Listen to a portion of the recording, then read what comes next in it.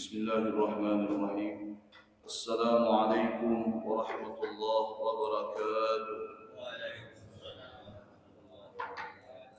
نويت التعلم والتعليم والإفادة والاستفادة والتذكر والتذكير والنفع والانتفاع والحث على التمسك بكتاب الله وسنة رسول الله والدلالة على الهدى والدعاء على الخير. وصل على سيدنا محمد الفاتح لما أغلق والخاتم لما سبق ناصر الحق بالحق الهادي إلى صراطك المستقيم وعلى آله وصحبه حق قدره وإقداره العظيم. سبحانك لا علم لنا إلا ما علمتنا إنك أنت العليم الحكيم. رب اشرح لي صدري ويسر لي أمري واحلل عقدة من لساني يفقهوا قولي. وصلى الله على سيدنا محمد وعلى آله وصحبه وسلم. الحمد لله رب العالمين.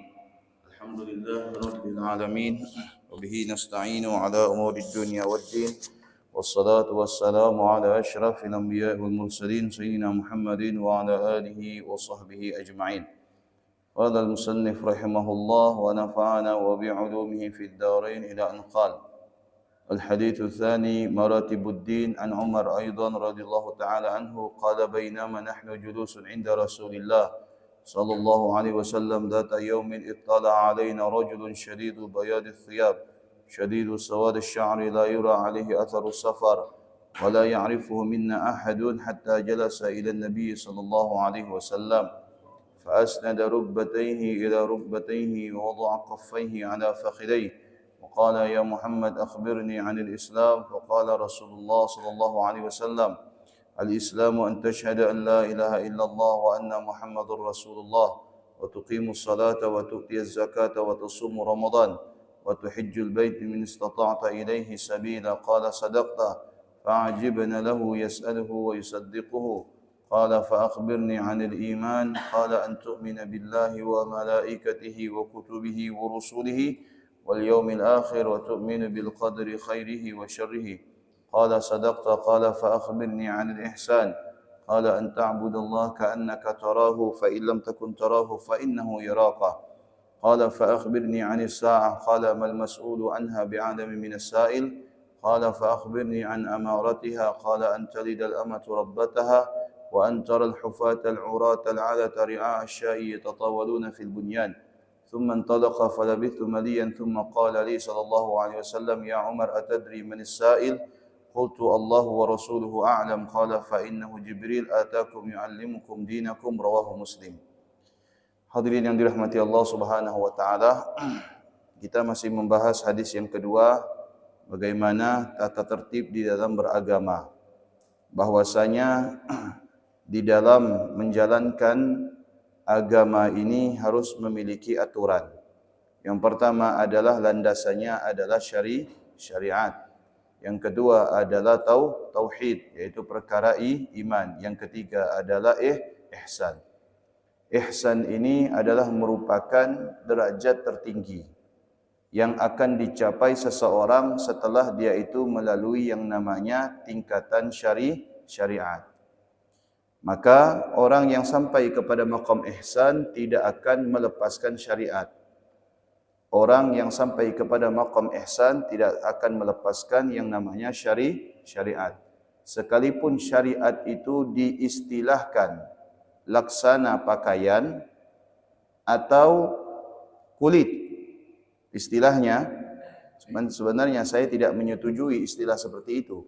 Karena istilah pakaian itu dapat dilepas kemudian dipakai kembali. Kulit itu dapat dibuang. Tapi sebenarnya syariat tidak seperti itu. Karena sampai kapanpun syariat itu tidak akan pernah dilepas dan dibuang. Nah, andai kata ada orang yang ingin sampai kepada maqam ihsan, apa itu maqam ihsan? Maqam ihsan itu terbagi menjadi beberapa hal. Yang pertama adalah asy-syahadah. Yang kedua adalah al-muraqabah. Asy-syahadah dan muraqabah. Nah, sebagaimana yang dikatakan oleh Nabi SAW kepada Jibril, apa itu ihsan? An ta'budallaha ka'annaka tarahu. Engkau beribadah seakan-akan melihat Allah, itu adalah merupakan maqam syahadah. Apa itu maqam syahadah? Dia menyaksikan Allah. Menyaksikan apa? Zatnya Allah, menyaksikan apa-apa yang berkaitan dengan kekuasaan Allah. Dan maqam ihsan ini adalah maqam yang dicapai oleh orang-orang terdahulu dan bisa juga dicapai oleh orang-orang di zaman sekarang atas izin Allah. Yang kedua adalah maqam muraqabah. Apa itu maqam muraqabah? Fa illam takun tarahu fa innahu yaraka. Maqam muraqabah itu andai kata dia tidak bisa ke maqam musyahadah, menyaksikan Allah, maka dia ke maqam muraqabah, yakni merasakan bahwasanya dia itu diawasi oleh Allah. Saya kasih contoh misalkan, ada orang bekerja di suatu ruangan. Di satu ruangan dia tidak satu ruangan dengan atasannya. Berarti ketika bekerja dia tidak melihat atasan karena atasan berada di ruang lain. Tetapi gerak-geriknya dapat diketahui oleh atasan melalui apa? Melalui CCTV. Satu sisi dia tidak bisa melihat atasannya, tapi di sisi lain dia tidak akan merasa aman. Kenapa? Karena gerak-geriknya akan dilihat oleh atasan. Istilahnya seperti itu. Satu sisi barangkali Allah belum membuka hijab, ya, penghalang antara kita dengan Allah, tapi di sisi lain, ya, karena sebab dosa barangkali, karena sebab kotornya hati, kita tidak bisa menyaksikan Allah, tapi di sisi lain harus ada maqam muraqabah apa? Kita merasa bahwasanya kita diawas dan dilihat oleh Allah. Yang kedua-duanya ini kita ambil salah satunya. Kalau memang memungkinkan diambil kedua-duanya, tapi minimal kita harus bisa memiliki salah satunya. Karena kalau kita tidak memiliki kedua-duanya, maka khawatir kita ini akan merasa aman-aman saja. Kalau kita tidak musyahadah, kemudian kita mampu bermuraqabah. Tapi kalau kita tidak bisa bermusyahadah dan tidak juga bisa bermuraqabah, tidak bisa menyaksikan Allah dan tidak juga merasakan kalau kita diawasi oleh Allah, maka khawatir kita ini akan terjerumus di dalam kesalahan. Semoga Allah menjaga kita, amin. Nah, ihsan ini memiliki kata lain. Kata lainnya adalah tasawuf. Kata lainnya adalah tazkiyah. Kata lainnya adalah tarbiyah. Bebas mau pakai istilah apa, tapi satu tujuannya. Tujuannya adalah supaya kita bisa menyaksikan Allah dan supaya kita disaksikan oleh Allah Subhanahu wa taala. Nah, apakah maqam ihsan ini pernah dicapai oleh orang-orang terdahulu? Pernah. Pernah dicapai oleh orang-orang terdahulu. Puncak daripada maqam ihsan ini dia melihat Allah. Apa mungkin? Mungkin. Sehingga suatu hari Ibnul Harithah bertemu dengan Nabi sallallahu alaihi wasallam. Ditanya oleh Nabi sallallahu alaihi wasallam,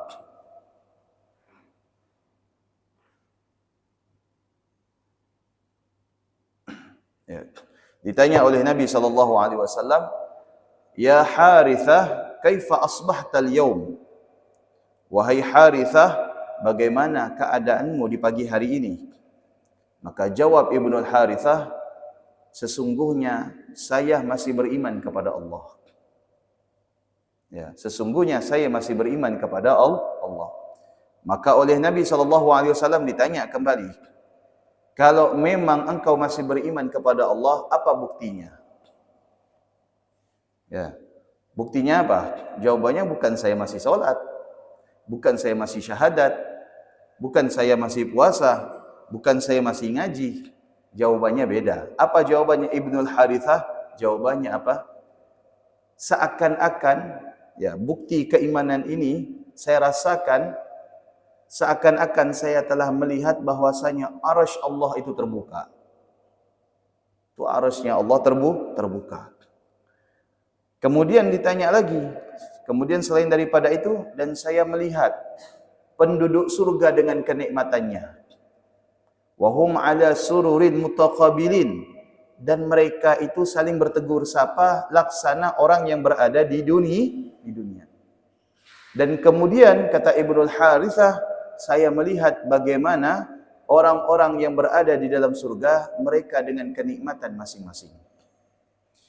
Dan kemudian saya melihat bagaimana penduduk neraka masing-masing di antara mereka itu berteriak laksana teriakan serigala. Dan saya melihat penduduk neraka masing-masing mereka itu menjerit laksana menjeritnya seekor anjing. Dan saya melihat bagaimana azab yang didapatkan oleh penduduk neraka akibat amal yang mereka kerjakan masing-masing ketika di dunia. Ini orang hijabnya sudah dibuka oleh Allah. Maka Ibnul Harithah ini adalah orang yang sudah sampai kepada maqam ihsan musyahadah. Oleh Allah Subhanahu wa taala dibuka. Apakah mustahil? Tidak mustahil bagi Allah. Karena Allah bisa membuka siapa saja. Saya atau bapa atau ibu sampai kepada maqam musyahadah. Hanya saja pertanyaannya, kira-kira kita ini siap atau tidak? Mungkin suatu waktu Allah bukakan pandangan neraka di depan mata kita, ya. Bisa saja, tapi pertanyaannya kita ini siap atau tidak? Ya, ketika kita siap, maka ibadahnya tambah giat. Namun ketika kita tidak siap, bisa-bisa kita pingsan tiap hari. Tidak nafsu makan, tidak nafsu kerja, betul? Ya, kenapa? Ya karena memang perkara-perkara akhirat, perkara-perkara gaib dibuka oleh Allah Subhanahu wa taala. Dan para sahabat ketika dibukakan oleh Allah maqam musyahadah itu, mereka tidak pernah melepaskan syariatnya.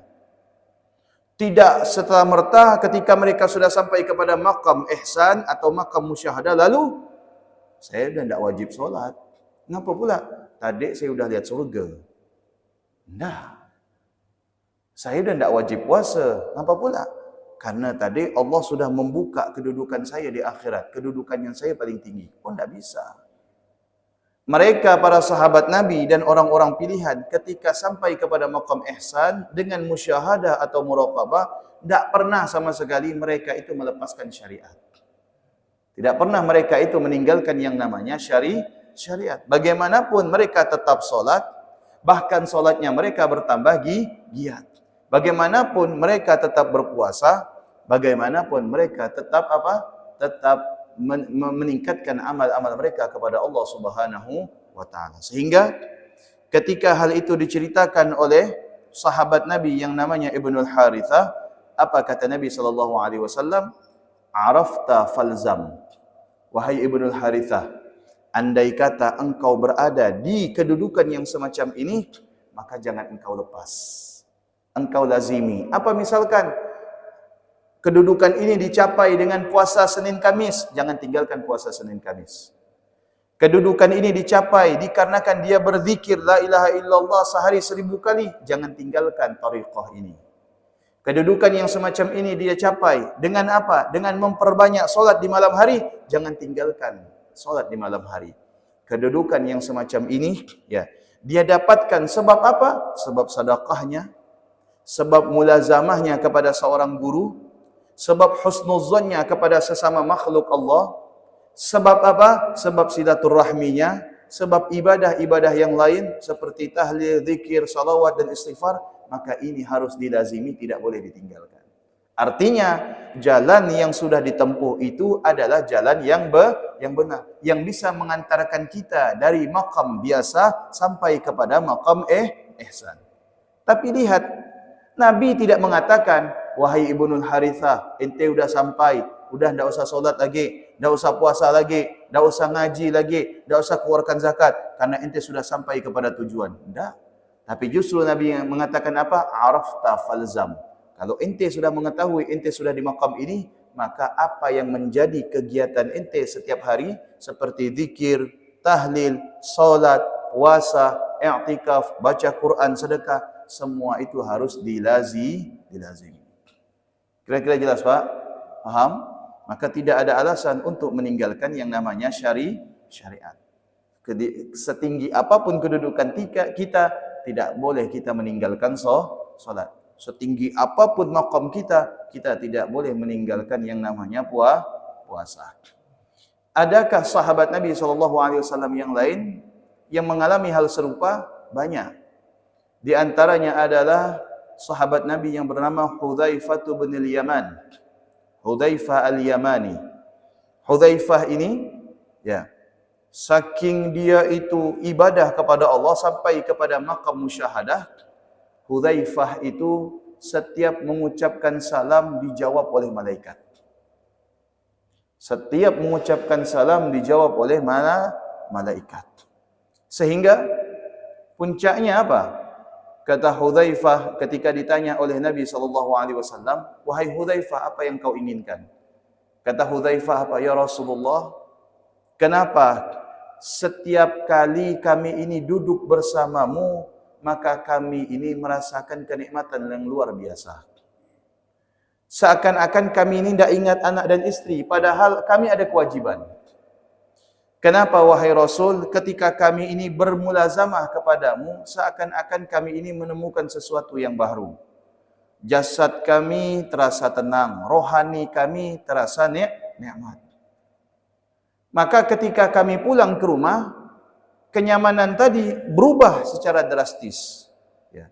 Ketika kami pulang dari majlis bersama wahai Rasul, sampai kami di rumah, seakan-akan perasaan itu sudah beda lagi daripada sebelumnya. Maka apa jawab Nabi SAW? Wahai Hudzaifah bin al-Yaman, ketahuilah, andai kata perasaan yang semacam ini kau dapati setiap hari, niscaya kau akan bersalaman dengan para malaikat di setiap sudut-sudut jalan. Ini Hudzaifah sampai kepada maqam musyahadah. Nah, artinya, ya, ketika kita sudah merasakan di satu kenikmatan, suatu ibadah, maka tidak boleh meninggalkan ibadah tersebut. Karena ibadah tersebut sudah jelas mengantarkan kita kepada sesuatu yang hakiki. Oke Pak Ustadz, kenapa tasawuf ini bermacam-macam model? Bermacam-macam, aneka, bermacam-macam nama.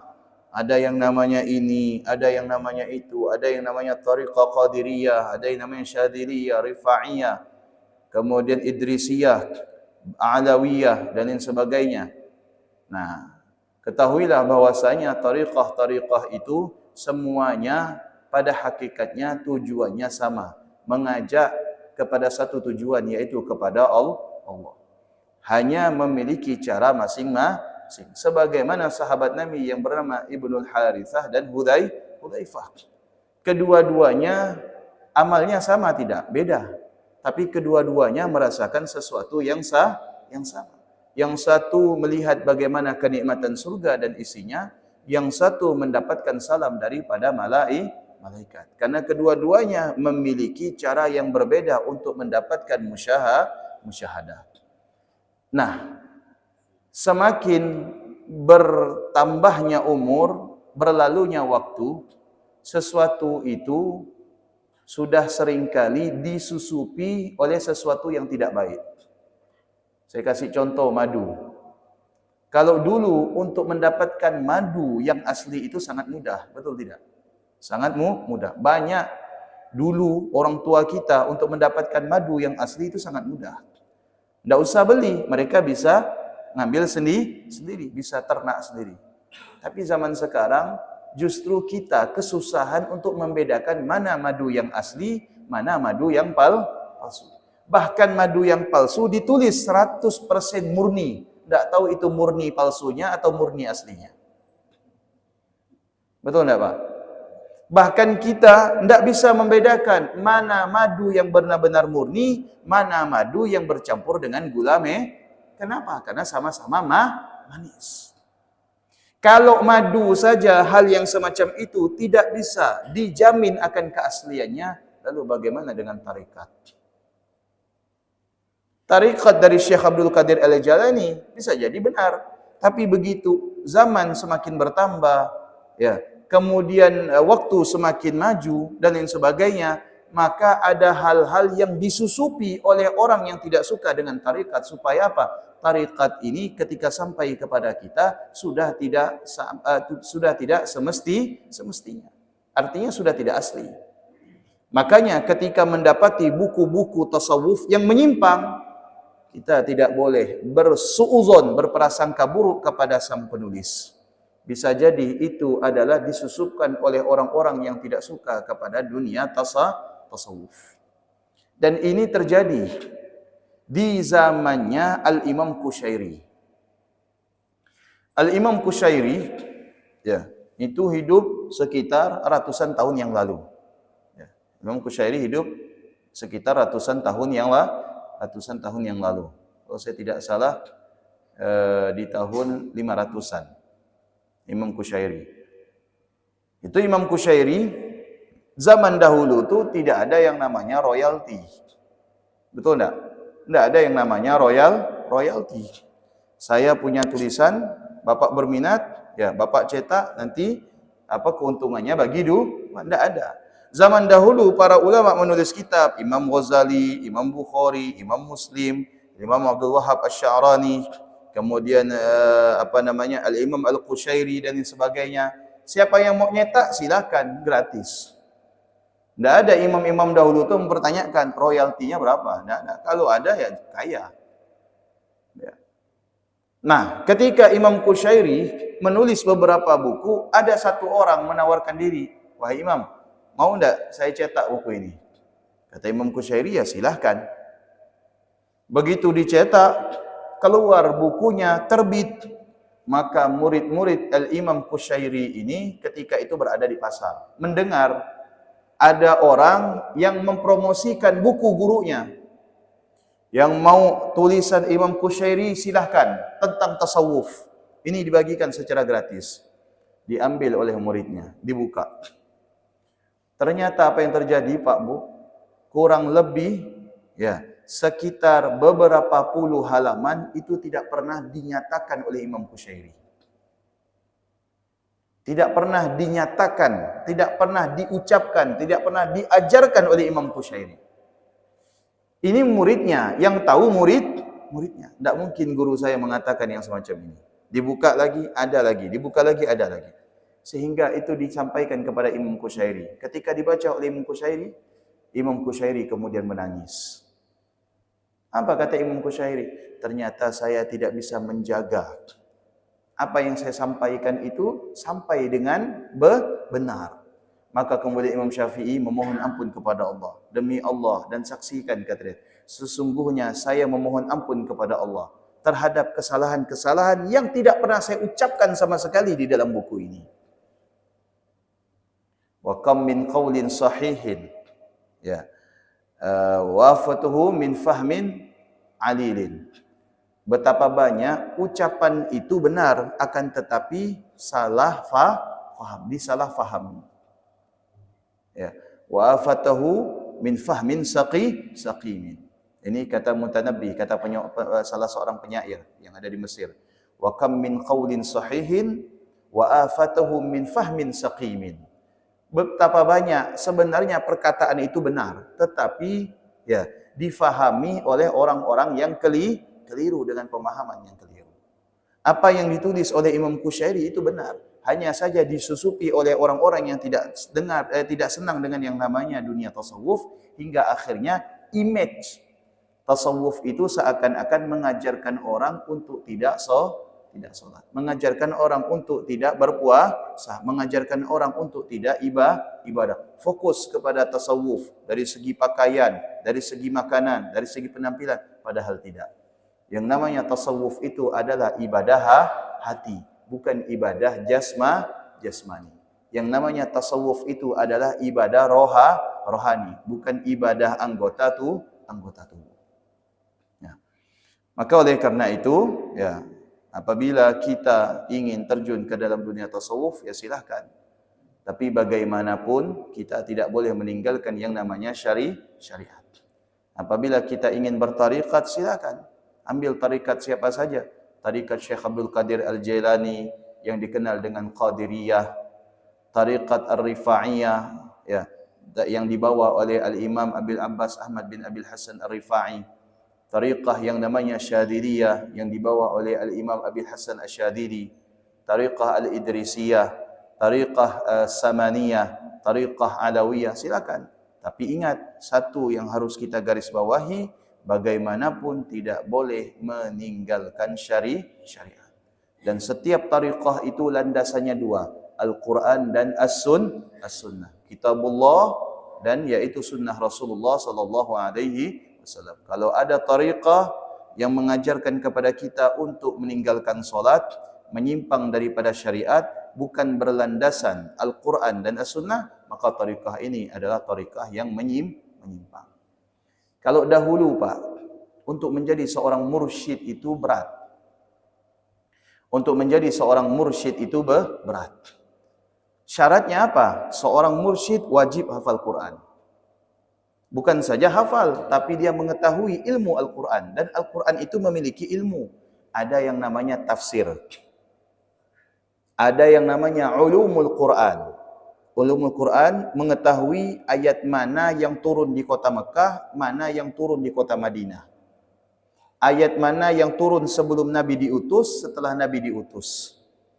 Ayat mana yang diturun ketika perang, ayat mana yang diturunkan ketika bukan dalam keadaan perang. Ayat mana yang diturunkan kepada semua manusia, ayat mana yang diturunkan untuk orang-orang yang beriman. Itu harus tahu. Ayat mana yang dihapus, ayat mana yang menghapus ayat sebelumnya, yang disebut dengan nasikh dan mansukh. Itu ulumul Quran. Tidak sampai di situ, harus mengetahui bagaimana ilmu qiraah. Itu baru satu cabang ilmu, belum cabang-cabang ilmu yang lain. Ini seorang mursyid. Makanya mursyid dahulu namanya Al-Imam Abdul Wahab Asy-Sya'rani. Mursyid dahulu namanya Al-Imam Bahauddin An-Naqsyabandi. Mursyid terdahulu namanya Al-Imam Junaid Al-Baghdadi. Mursyid terdahulu Al-Imam Qushairi, Syekh Abdul Qadir Al-Jilani, Al-Imam Rifa'i, Al-Imam Syadili, Al-Imam Ibn Atha'illah As-Sakandari. Itu semua mursyid-mursyid yang ilmunya sudah sangat luar biasa. Dahulu syarat menjadi mursyid itu berat. Dan syarat orang masuk ke dalam tariqah juga berat. Sang mursyid mensyaratkan muridnya masuk ke dalam tariqah. Satu, Anda harus menguasai fikih. Kalau Anda belum menguasai fikih, jangan masuk ke dalam tariqah. Dahulu. Ya. Maka ketika Al-Imam Ibn Atha'illah ingin masuk ke dalam tariqahnya Al-Imam Abu Abbas Al-Mursi, maka Al-Imam Ibn Atha'illah As-Sakandari, sahibul hikam, itu sudah menjadi mufti madhab Maliki. Menjadi mufti madhab Maliki terlebih dahulu, baru kemudian dia masuk ke dalam dunia tasawuf. Nah, kalau kita disyaratkan semacam ini, tidak bisa-bisa kita. Karena fikih kita belum kuasai, berat. Nah, di zaman sekarang, kenapa syarat menjadi mursyid itu tidak seberat zaman dahulu? Karena memang di zaman sekarang ini dipermudah. Untuk masuk ke satu tariqah tidak disyaratkan seperti zaman dahulu, harus menguasai fikih dulu, tidak. Karena tujuannya adalah untuk menjadikan diri ini lebih baik daripada sebelumnya. Barangkali sebelum masuk ke dalam dunia tariqah suka emosional.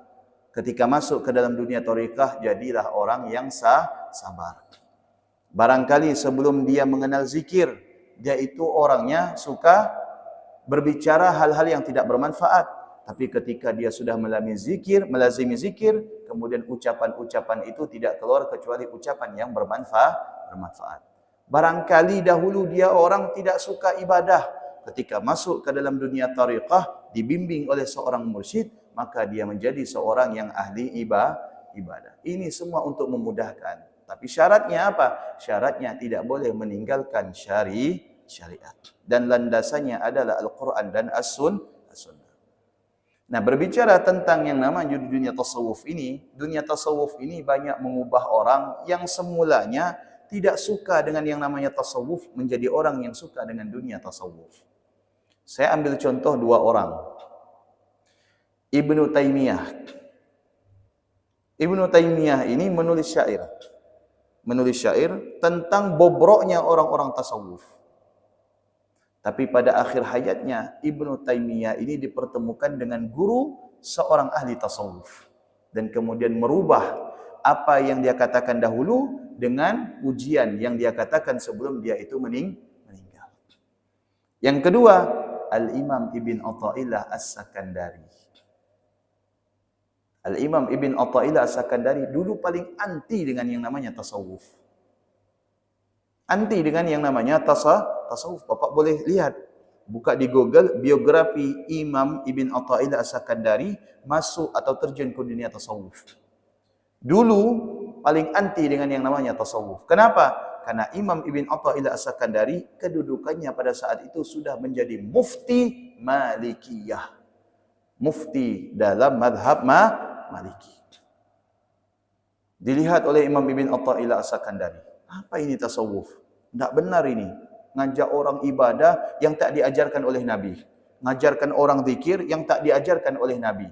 Ngajak orang untuk melakukan amal soleh yang tak pernah dilakukan oleh Nabi dan para sahabat. Maka kemudian dia penasaran dengan majlis gurunya. Yang pada saat itu belum menjadi guru. Siapa namanya? Al-Imam Abu Abbas Al-Mursi. Al-Imam Abu Abbas Al-Mursi ini punya guru lagi. Namanya Al-Imam Abi Hasan Asy-Syadzili. Ya. Akhirnya pergi dia menyimak majelisnya Al-Imam Abu Abbas Al-Mursi. Duduk di luar pertama. Dia duduk, dia dengar. Ketika dia dengar, mulai tertarik. Kenapa yang disampaikan oleh Al-Imam Abu Abbas Al-Mursi ini tidak pernah saya dengar? Padahal kedudukannya sudah mufti. Sudah sekali dia hadir. Begitu sampai di rumah, pikirannya mulai kacau. Seakan-akan terhipnotis. Padahal Al-Imam Abu Abbas Al-Mursi bukan ahli hipnotis. Bukan ahli hipnotis kayak rambut merah itu. Ya. Akhirnya sekali dia hadir, besoknya dia mau hadir lagi. Kedua kalinya. Lebih dekat jaraknya. Yang semula di dalam, dia mulai masuk. Al-Imam Abu Abbas Al-Mursi apakah tidak tahu Ibn Athaillah ini hadir? Tahu. Karena Al-Imam Abu Abbas Al-Mursi telah sampai kepada maqam musyahadah. Dilihatnya Ibn Athaillah hadir. Maka kemudian Al-Imam Abu Abbas Al-Mursi berkata apa? Dipanggil. Sini wahai Ibn Athaillah. Andai kata engkau melazimi majlis ini, maka engkau akan menjadi 2 mufti. Terkejut Ibn Athaillah. Ya. Apabila engkau melazimi majlis ini, majlis tasawuf, engkau akan menjadi 2 mufti. Kemudian Ibn Athaillah diam, maka kemudian Al-Imam Abu Abbas Al-Mursi mengatakan, melengkapi dan berkata, kau akan menjadi mufti ilmu zahir dan ilmu batin. Kau akan menjadi mufti ilmu syariat dan ilmu hakikat. Maka ketika Al-Imam Ibn Athaillah tahu, dia melazimi, maka apa kata Imam Ibn Athaillah? Sesungguhnya saya tidak pernah menemukan majlis semacam majlis seperti ini, karena baru sekarang saya menemukan majlis yang ilmunya baru saya dapatkan di majlis ini. Akhirnya Imam Ibn Athaillah As-Sakandari melazimi Al-Imam Abu Abbas Al-Mursi hingga akhirnya beliau itu menulis kitab yang namanya Al-Hikam. Kalau Bapak baca Al-Hikam itu luar biasa. Manfaatnya luar biasa. Tapi Al-Hikam ini banyak, Pak. Ada Al-Hikam Ibn Athaillah As-Sakandari, ada Al-Hikam karangan Al-Imam Abdullah bin Alwi Al-Haddad, sama-sama tokoh sufi kedua-duanya.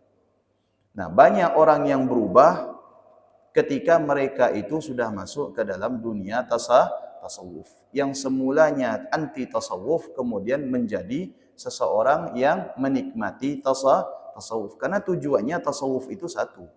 Tujuannya bukan popularitas. Bukan syuhrah.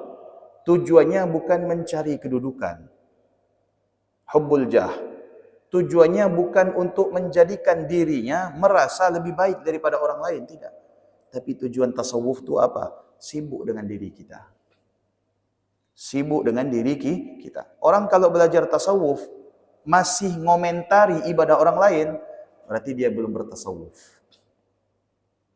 Orang kalau bertasawuf masih suka menilai amal orang lain, dia belum bertasawuf. Tapi mutasawwif, tasawuf palsu.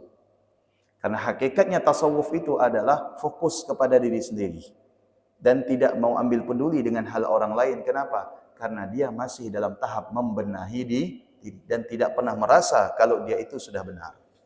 Itu tujuan orang yang mempelajari tasawuf. Nah, ini yang disebut dengan maqam ihsan. Jadi maqam ihsan itu nyata.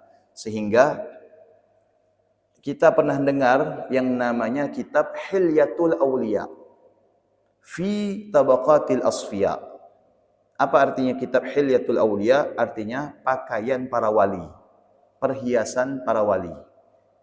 Di dalam dunia tasawuf kita kenal yang namanya, ada yang namanya tahalli, ada yang namanya tajalli, ada yang namanya takhalli.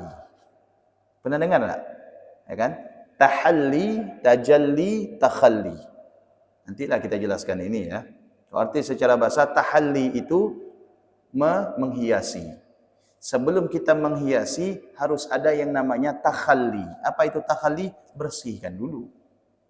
Apa yang dibersihkan? Istilahnya zahir. Kalau kita mau menghadap kepada Allah, kita bersihkan dulu badan dengan mandi dan lain sebagainya, supaya kotoran itu luntur. Ini namanya takhalli. Setelah takhalli ada yang namanya tahalli. Apa itu tahalli?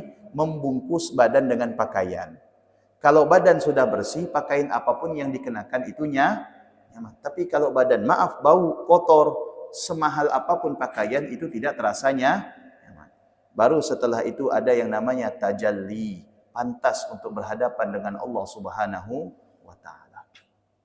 Ini Imam Al-Asfihani mengarang kitab Hilyatul Auliya, pakaian para wali.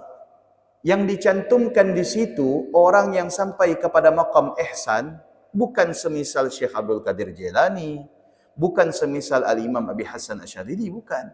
Tapi yang dicantumkan di situ adalah para sahabat Nabi, utamanya adalah Khalifah 4. Abu Bakar, Umar, Uthman, Ali, Abu Hurairah, dan seterusnya. Semua dicantumkan oleh Al-Imam Al-Asfihani. Supaya apa? Menjadi bukti bahwasanya maqam ihsan itu benar-benar ada. Bukan maqam yang diada-adakan oleh para orang-orang yang datang baru ini. Bukan. Tetapi sudah ada sejak dahulu. Maka bukan hal yang asing lagi ketika ada satu majlis membahas tentang maqam ihsan. Bagaimana supaya naik derajat ihsan. Dan pada dasarnya ihsan itu tidak akan meninggalkan yang namanya syariat. Mudah-mudahan bermanfaat. Ada yang mau ditanyakan? Silakan. Waalaikumsalam warahmatullahi wabarakatuh.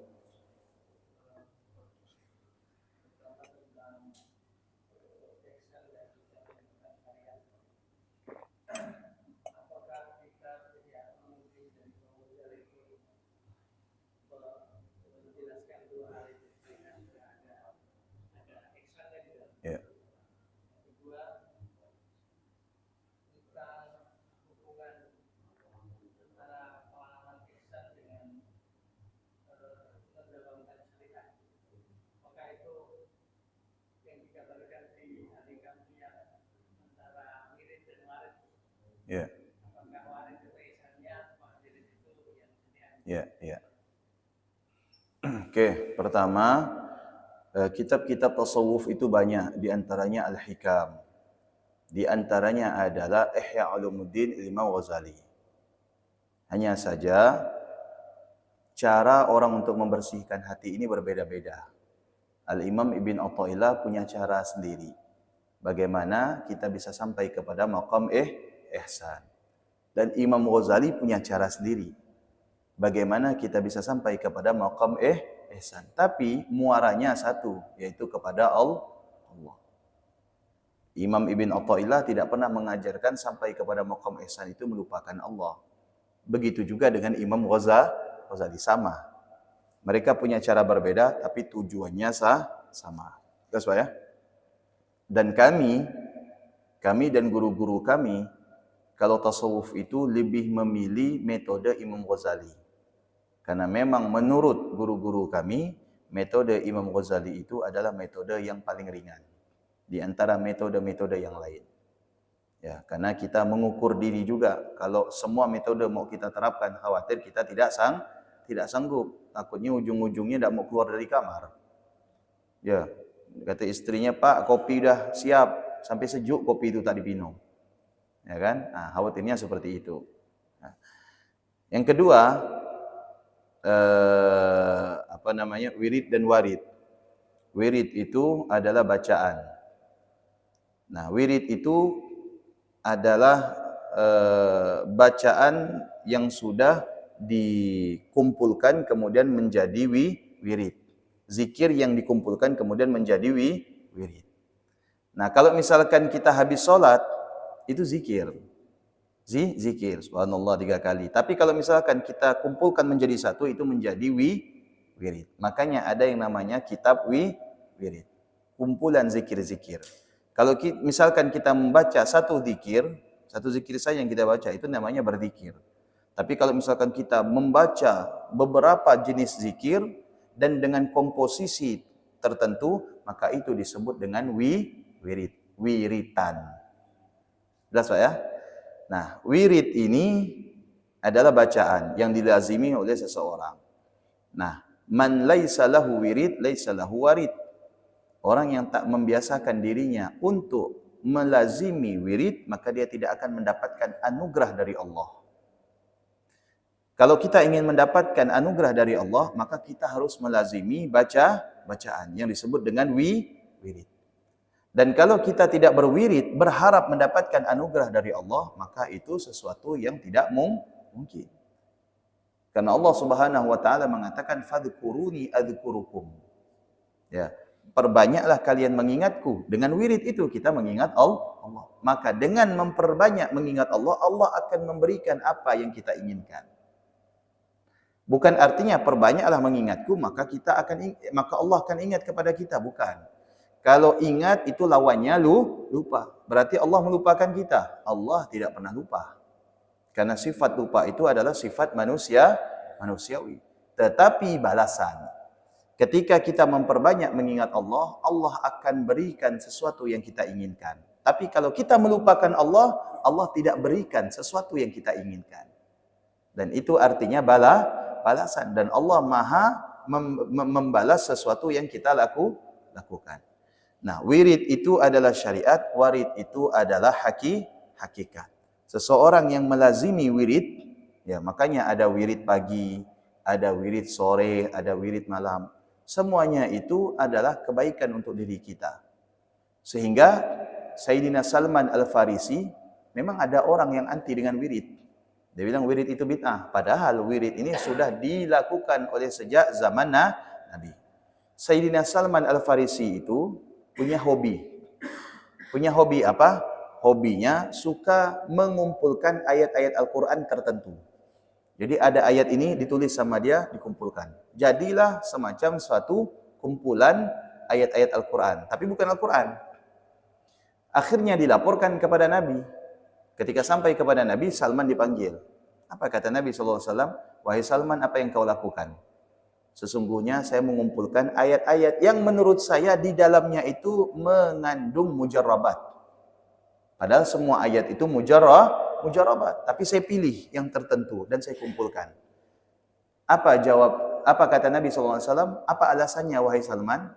Kata Salman, bukankah Allah Ta'ala berfirman, wa nunazzilu minal Qur'ani ma huwa shifa wa rahmatul lil mu'minin. Lalu apa? Jawab Nabi, apakah Nabi langsung bilang, ente bid'ah wahai Salman, ente khurafat wahai Salman? Tidak. Tapi justru Nabi SAW menyetujui. Apa kata Nabi SAW? Ya Salman, anta tayyibul mutayyib. Sesungguhnya engkau telah melakukan kebaikan dan kebaikan itu akan terus berkembang. Maka sampai sekarang ada beberapa ulama yang mencantumkan ayat-ayat tertentu, doa-doa tertentu daripada Nabi, maka jadilah yang namanya dan ini bukan bid'ah. Dan kalimat man laisa lahu wirid, laisa lahu warid itu berasal dari siapa? Dari Sayyidatuna Aisyah radhiyallahu anha. Barang siapa yang tidak melazimi wirid, maka dia tidak akan mendapatkan anugerah dari Allah Subhanahu wa taala. Baik? Waalaikumsalam warahmatullahi wabarakatuh.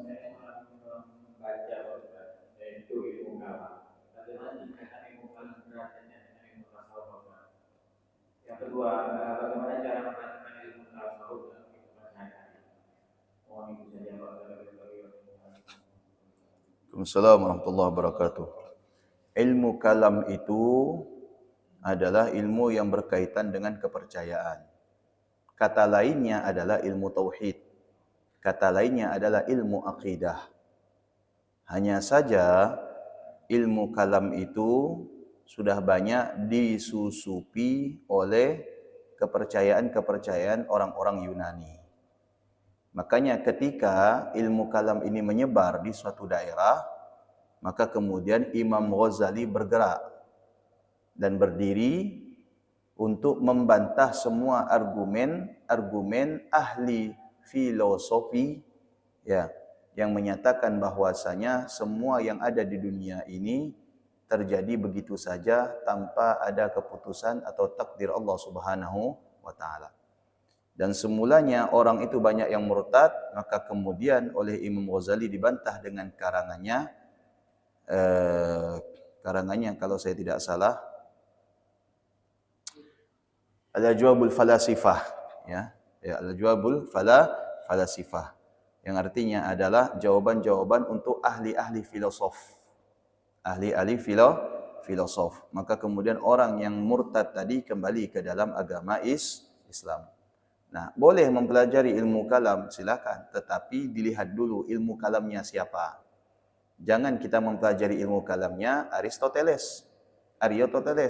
Betul enggak? Tapi pelajarilah ilmu kalam yang ditulis oleh Imam Ghazali, karena ini berkaitan dengan keimanan. Dan kedudukan antara ilmu kalam dengan ilmu tasawuf, ya, kalau ilmu kalam itu adalah ilmu yang menyangkut dengan akidah, hukum mempelajarinya wajib. Misalkan kita belajar ilmu tauhid, belajar sifat 20, wajib. Mempelajari Asmaul Husna, wajib.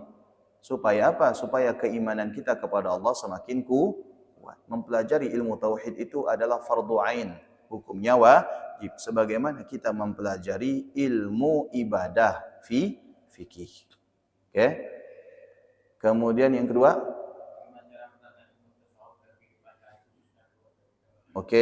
menerapkan ilmu tasawuf itu seperti ini, Pak. Andai kata kita sekarang ini mempelajari ilmu tasawuf, masuk bab apa? Bab syukur. Nah, ketika kita mengetahui hakikat syukur, disitulah kita berkewajiban untuk menerapkan hakikat syukur itu dalam kehidupan kita. Karena dalam tasawuf itu ada banyak mengajarkan bagaimana kita bersyukur, bersabar, bertawadu, dan lain sebagainya, bersikap, yang semuanya itu harus kita terapkan. Nah, ketika kita mempelajari ilmu tasawuf, di situ ada bab-bab tertentu. Kalau di dalam kitabnya Imam Ghazali, akhir daripada bab ilmu tasawuf itu adalah yang namanya kematian. Yang namanya kematian. Itu diceritakan oleh Imam Ghazali secara konkret. Sampai-sampai salah seorang ulama mengatakan, andai kata orang yang mati dibangkitkan, menceritakan tentang sakaratul maut, maka pasti dia mengatakan sebagaimana yang dikatakan oleh Imam Ghazali di dalam kitab Ihya Ulumuddin. Dan semuanya itu real, sesuai dengan apa yang dialami umumnya orang-orang sakaratul maut. Padahal Imam Ghazali nulis sebelum menghadapi sakaratul maut. Artinya beliau sudah musyahadah. Apa? Waalaikumsalam warahmatullahi wabarakatuh.